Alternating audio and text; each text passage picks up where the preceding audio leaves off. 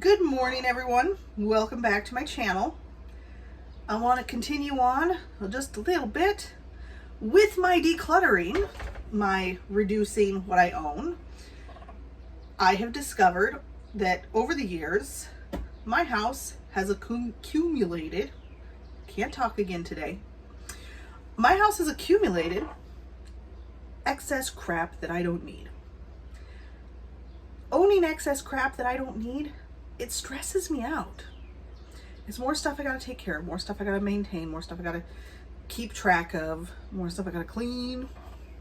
Nobody wants extra cleaning. Nobody likes to do extra cleaning that isn't necessary. So I have been on this journey to reduce stress and reduce the crap that I own in my life.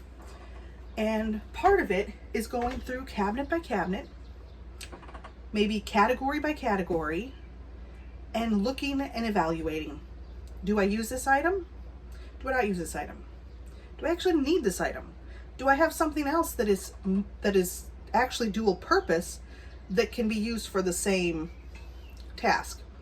So I have been little by little doing reductions here and there to make my life easier. And today I opened the cabinet.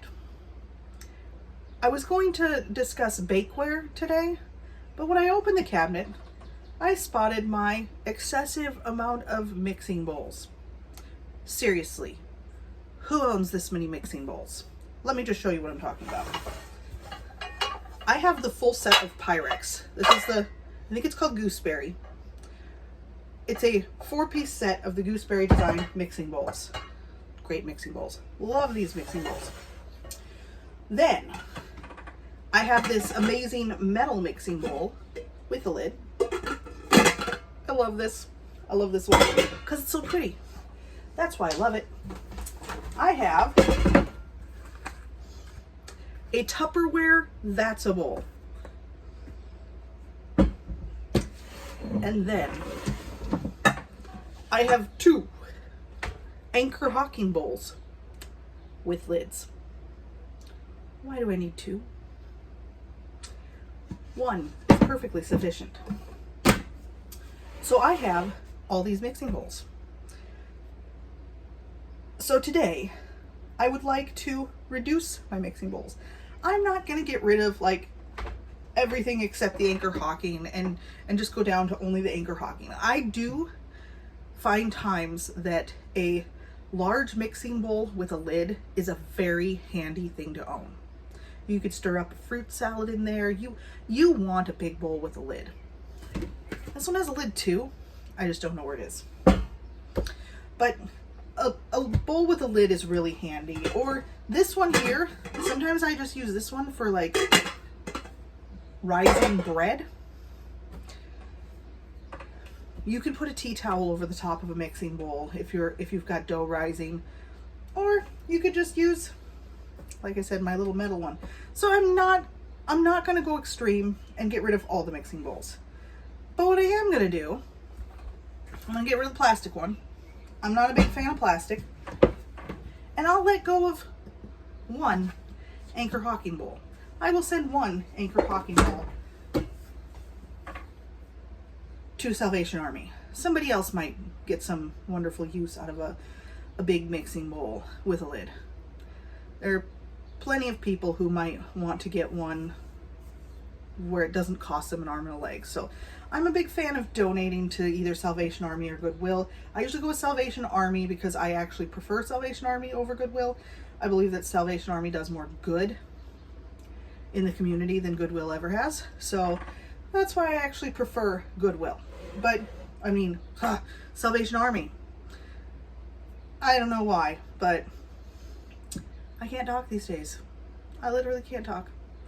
So anyway, I know that's just like the shortest, simplest, smallest decluttering ever on the planet. Trust me, I've got more planned. I've got a lot more planned. I got a little more things I want to go through and get rid of stuff. But today, I mean, I've had a really busy week. My son's graduation was this week, and my mother-in-law was in town. And my mother-in-law flew out today, so things are returning to normal today. I don't want to get heavy into any big projects. I need to wind down and relax and get ready for the coming work week. So I'm not tackling the big decluttering projects that I did have planned. I just want to do something small and simple.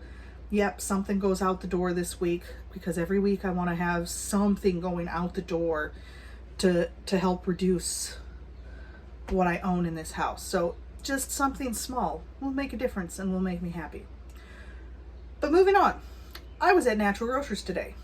And I know this is completely irrelevant. This is me changing the topic and going off in left field here.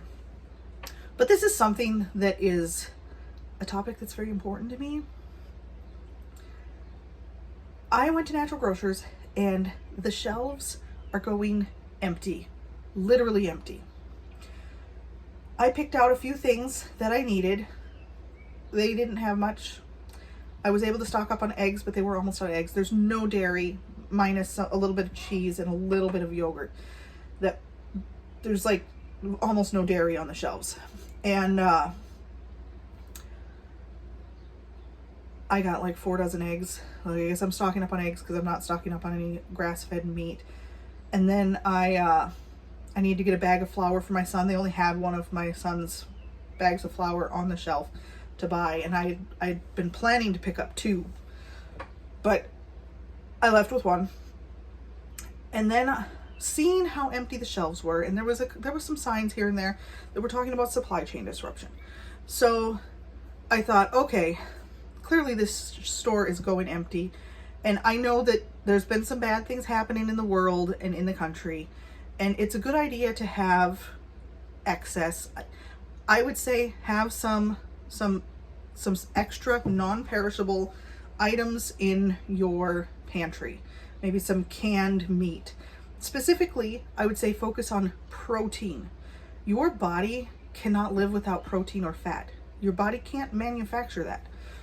Carbs, you can completely live without. You do not need carbs or sugar. Your body is going to dump glucose into your bloodstream in the morning, whether you've eaten carbs or not. Your body can manufacture and can pull from your fat cells. So there's no concerns whatsoever about carbs. I would say make sure that you have some protein in your cabinets. And it would be nice if it was protein with some maybe omega-3s. So I did hit the sardine section, and I did pick up some canned fish. I got another one of these little bougie cans of sardines. It's got the extra virgin olive oil and lemon. And then I've got a couple of the Wild Planet olive oil with lemon. And then I've got just 4 of the cans with the sea salt and water. And then I also picked up a can of this pink salmon. I like the Wild Planet brand. They're a really good brand. But anyway, it never hurts to have some extra protein sources in your pantry or in your cupboard for, say you can't get what you need, but you got to give your family something, and you got to try to keep your family healthy. So I'm a big fan of making sure that you have what you need. And I would say try to get things that you know that they'll eat, because if you don't, you could end up with a whole bunch of canned goods sitting in your pantry that are expired. I know, I've done that before. Now I did also pick up some meat sticks for my son, the spicy beef. And then I got some of these fatties. This one's a teriyaki. There's a honey barbecue. Actually, I got 2 honey barbecues, a jalapeno and an original. So I've got some meat sticks there for my son also. But my recommendation to everyone is times are a little bit strange and a little unsure, and it doesn't hurt to make sure that you have a little bit of canned meat, whether say your family won't eat sardines or canned tuna or canned salmon. Maybe some canned chicken breast, because you can get that at Walmart. There's also canned beef at Walmart. You can get I think it's canned ham, and then there's like little Vienna sausages. There's a variety of different meats that you can buy that are canned, that you could just have some cans sitting in your cabinet for a disaster where you aren't able to get to the grocery store, or a cyber attack affects the grocery store like it has affected natural grocers. And that's the other thing that people have not been thinking about. Our businesses are so dependent upon technology that they can no longer ship a truck of groceries if their technology crashes or if they have a cyber attack. This is not good. You could have warehouses full of food sitting there just not being shipped and not getting to the grocery stores and not getting to the people, because we have become so technologically advanced that we can't do things the old way, the simple way anymore. You've got the younger generations wouldn't have any idea how to do that at all. So we may have a problem on our hands with all of this technology. I am not a fan of the technology and our dependence upon the technology. I think the technology is a problem, and I think that it is going to it could make our lives a whole lot more difficult in situations where that technology fails. So that's just my thoughts on the cyber attack and what's going on with natural grocers. I would say be someone who stocks up a little bit, so if something does go wrong, you aren't in a mad rush panic because you don't have any food in your house. Just my thoughts. Thank you for watching, and I hope you have a wonderful day.